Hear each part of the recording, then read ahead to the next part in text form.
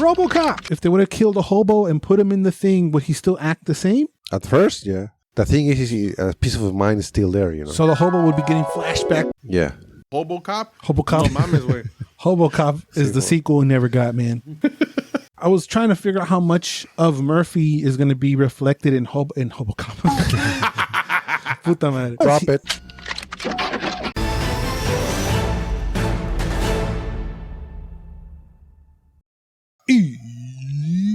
Welcome to List. This show where we watch a movie from an all-time watch list and review it for your viewing pleasure. The movie we're scratching off the list today is a 1987 classic, RoboCop. In a dystopic and crime-ridden Detroit, a terminally wounded cop returns to the force as a powerful cyborg haunted by submerged memories. Boss, you an 80s kid. You obviously grew up watching RoboCop is what I'm trying to get at. Yes. Okay. Wait, I saw this movie when I was a child. Explains a lot. Yeah, it actually kind of does. I've never seen it before. What? Not even the new one? Ninguno never. But you knew they existed. Of course. I knew they existed and I had a thought of what they was and I kind of get it. And my question is like, do I actually need to see it? And I'll answer that question as we go along. The first 2 minutes, the guy was talking about like the hearts or whatever, but they did that like a throwaway commercial, which is pretty cool. Like a prosthetic heart, like they had the tech to Yeah. do like that. Yeah. But that thing looked like two tangled headphones. It didn't look like a heart at all. Of course, we have the legendary Peter Weller as RoboCop. But boss, did you know that the studio's first choice was actually Arnold? I'll put it on my ass, that one, dude. I didn't know. You didn't know? Okay. It was 80s, it was Arnold. See it? But it makes sense because the studio behind RoboCop was Orion, who had just made Terminator a couple years prior to that. Ooh, okay. But with Arnie, he had big... Yeah. So, he was going to make the suit look too clunky. So other names considered was Michael Ironside, Rutger Hauer, Tom Berenger, Armand Assante, Keith Carradine, and James Remmer. They ultimately went with Peter Weller. Well, I don't want to take away anything from his performance, but because of his frame, because he's small. Smaller, yeah. And that makes the suit not come off as bulky. Peter Weller was losing up to 3 pounds a day of water weight because of how hot the suit was. Damn. Yes, and it took between 8 to 11 hours to get that shit on. Oh, that way. It weighed 40 pounds, and it was really, really hot. It looks so real, man. It looks great. Even how he walks, man. You actually believe he's a fucking robot. Yes, because his movements are precise like a robot. But like I said, it's so hot, it's so bulky. In the scenes where RoboCop is driving, Peter Weller is actually not wearing any bottoms. Damn. He's chilling with his chonies. He's driving in his chonies. Makes sense, man. And also, it was so bulky and in the way, he couldn't come down stairs. So in the scene where he's coming down the stairs in the club, he's also in his chonies. Yeah? Yeah. Oh. Imagine just Peter Weller in the chonies. I love it.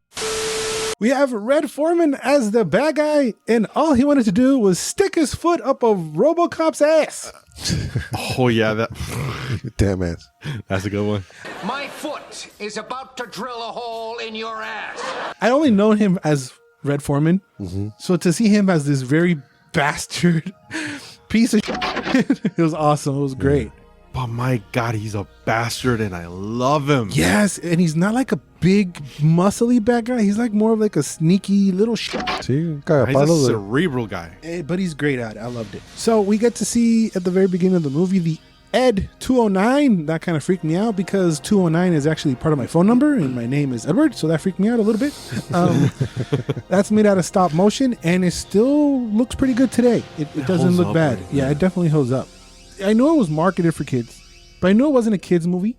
But I wasn't expecting the level of violence that we see. This was marketed for kids? No. Yes. No. What? Yes. No seas mamón, güey. There were toys? After the movie. Right.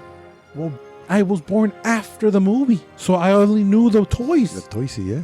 So I wasn't expecting Ed 209 to blow this mother up way. Yeah. Blood's chunking all over the place. This suit guy gets Stop, yeah. Hey, non-stop. See way. Like with one shot, it could be good. Yeah. No way. Oh, yeah. He had to make sure he died. And then the guy's like, "Oh, it's a glitch. I'll fix it." My guy dead. Dog. My guy dead. That's the thing about this movie. I mean, the goriness in it is kind of cool, you know. I wasn't expecting that much gore The gore, going in, Yeah. and there's a lot of it. Peter Weller doesn't only play RoboCop; he also plays Murphy. Mm-hmm. But Murphy to me comes off as a dork. He doesn't look like a cool cop to me. I would imagine that Leon Kennedy from Resident Evil would be Murphy. I want to be Leon. I don't want to be Murphy. But I just felt like he was a dork. I did like that they knock out the lady for trying to look at some. That was great. Some titties too. I was like, "Don't look down. Don't look down." And she does. And Wells. And then that's when Murphy gets up as well. Yeah. He gets his hand blown off, and that is visceral and nasty. Then he gets lit the up. He don't die. Not even when he gets shot in the head, man. No seas mamon. Die. People have survived shots in the head. Yeah. Okay, the shots in the head was after they were doing target practice on the rest of his body. He was already missing a hand.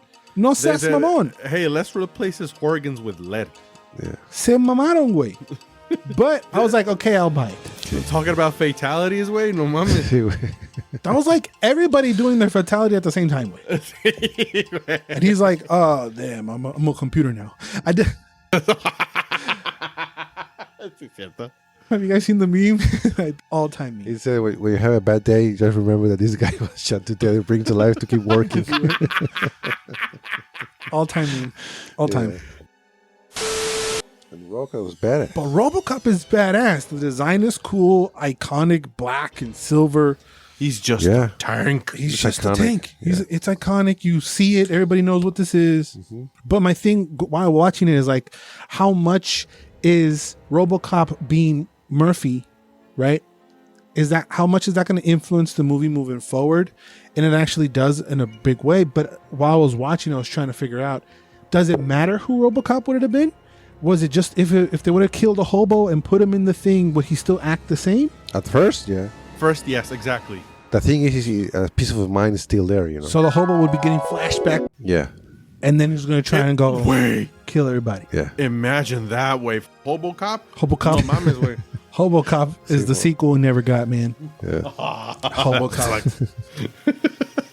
RoboCop. I was trying to figure out how much of Murphy is going to be reflected in RoboCop. Puta madre. I wanted to see how much of Murphy was going to be reflected into RoboCop, and it was. Drop it. He used his catchphrases. He did the gun, and then Simon. it was his trauma that Red Foreman did to him that made him kind of go off the walls in his own little side mission. I don't know what the is the I buy that for the dollar guy's purpose of the movie, but I love his ass. I don't know what he's there for, but he's just there, and he's probably the best character in the movie. I'd buy that for $1. He's the most genuine character of all. But he's the best. Yeah. I don't know, like the catchphrase don't make sense either. He eats cake off titties, and he's like, "I'd buy that for $1." Okay, what the hell does that mean? You'll buy eating cake for who's not going to pay $1 to eat cake off of titties? Everybody. Hey, wait. People pay way more than that. See, wait. After that, we get his first encounter. He just fucked that guy up. He never takes him into custody. No. He just throws him, makes a mess, and walks away. My job here is done. I'm gonna. He didn't do no police work. No. He didn't cuff him. He just went on to the next one. No, yeah, the trauma is enough, dude. I guess. I'd be more traumatized if it was RoboCop and he's like, "Birds got microphones," and then does all that stuff. That'd be better.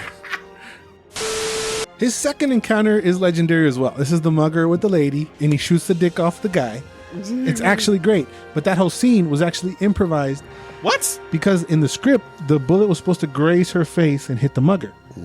But the director saw how she was standing and saw how she had her legs open, and he could see, well, it's a perv guy. Let's just shoot his dick off. So That's like the normal progression of the idea.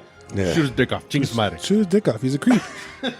And his line of, Your move, creep. it fits. I couldn't give a shit about the drama between the two suits Oh yeah, that side story was because the guy who creates RoboCop, he's like a bad guy. So you're kind of like, do I like him? Do I don't like him? And then he gets killed. So you're like, am I happy? Am I sad? I was happy. That's one of the things that was like very clear to me. I know he's a daddy. Yeah. But then to like overlap him, you create an even bigger douche. He was a product, created by big money guys, Because there's a lot of things we like that are made by. That encounter in the bathroom, I did like that he grabbed his hair with the pee-pee finger, so that was pretty cool. Every time there's a bathroom scene, I see if anybody's washing their hands. And the person who's not washing their hands always touches the other person's face or something in every movie. And I think that's like a little thing. Oh my God, why did you have to do that to my mind? Because that's how my mind works. Wait, you don't wash your hands? Okay. Of course I do. Before and after. You like the spiky thing? Spike USB that worked with everything apparently. Oh no, mames way. That was weird. Wait, is that used as a fatality in Mortal Kombat? The spiky I'm USB? pretty sure he does rip someone's head off with the spiky thing. Think so? He has to. He must.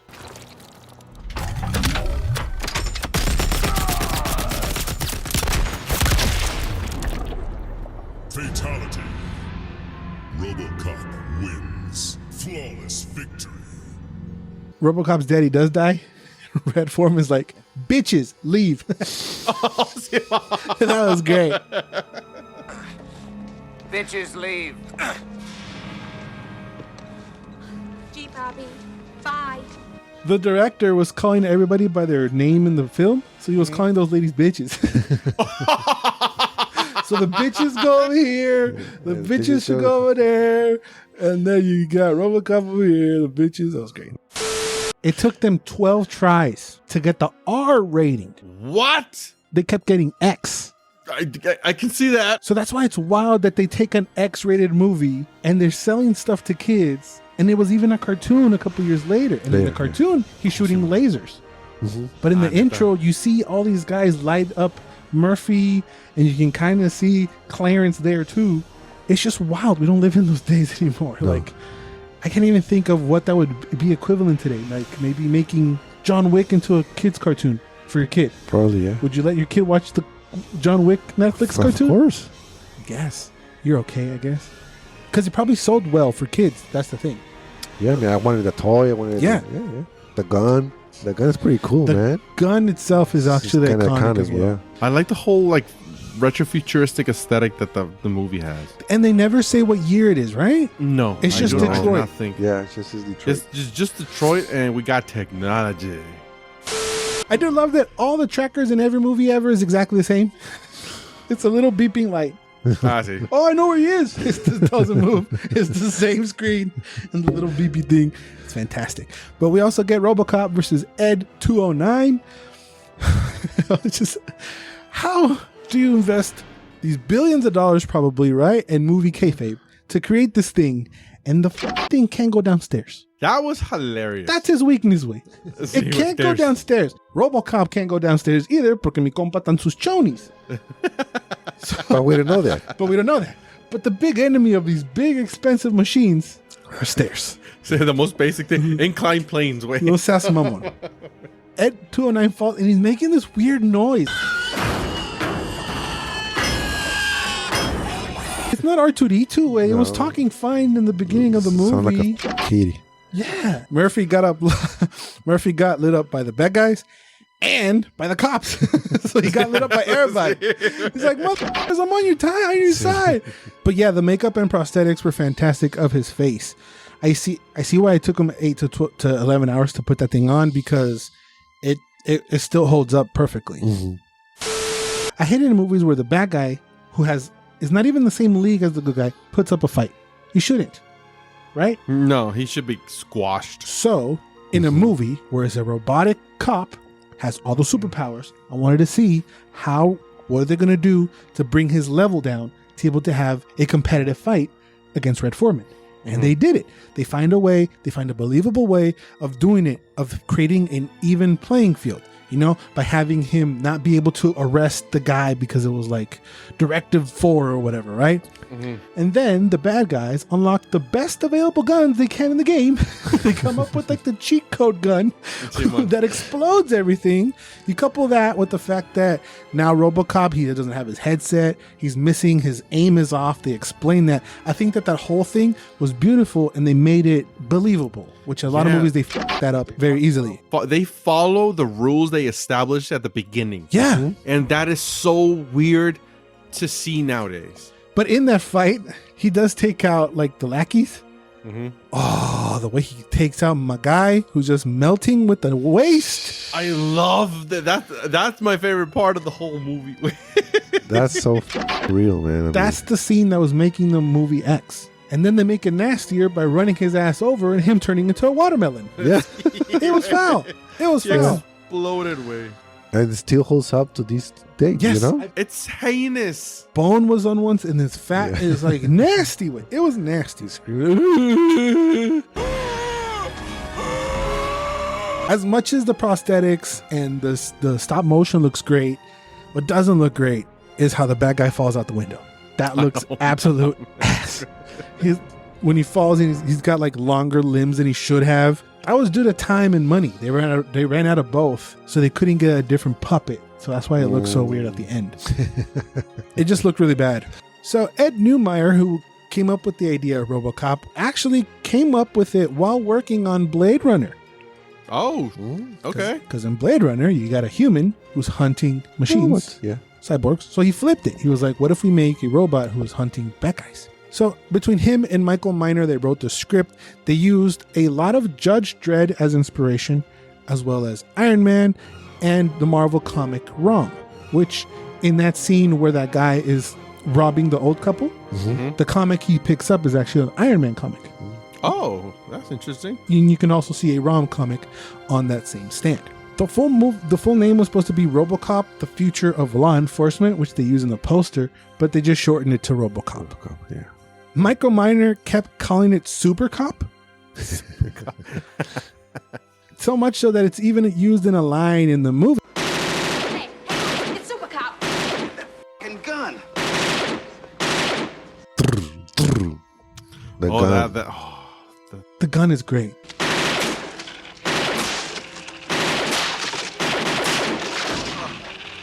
After seeing the movie, I understand the fandom and the legendary status it holds now. Because somehow it's still awesome to this day, you know, without touching it. You don't have to do anything to it. And I honestly think if you haven't seen it, it's a must watch. You must watch it. Now, I haven't seen the second one. So if you guys want us to do that for the second one, I need this video to get 50 likes and we'll do number 2 for the list. But if you enjoyed this video, YouTube says you're going to enjoy this one over here. Don't forget to subscribe and remember to always and forever, you do you. Bye. Dead or alive, you're coming with me.